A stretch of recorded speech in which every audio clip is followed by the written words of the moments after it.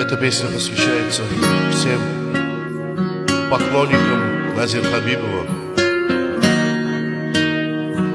Unutup bile bak Nazir Habibov. Kavер.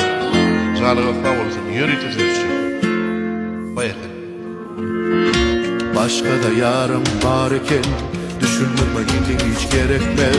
Beyle de yürekten var iken namsar nem bildirmez. Ova dönseler bilin Allah, koydum ömürlük beni yarala. Yol gör köz anlarsan bunun sonunu nimet beni unutup bildim o.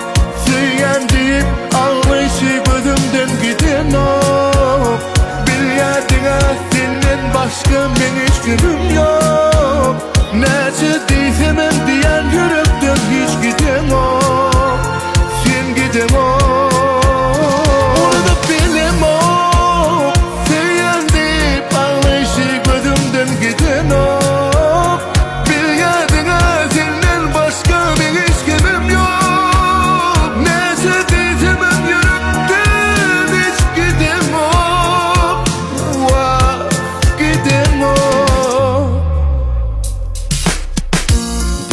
Karşımda durup ikili etmen hiç daha. Bardan yanlışlık ettim, nimetsen edeyim ama. Sevdim bilen men Allah, azaplarda koydum.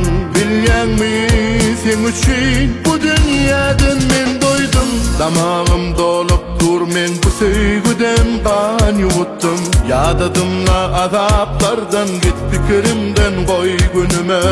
Bollumla deliyale iştah bilensim yok.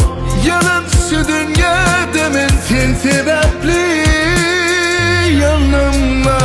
Unutup bildim o. Süyen deyip ağlayışı gözümden giden o. Bilyadına senden başka men hiç günüm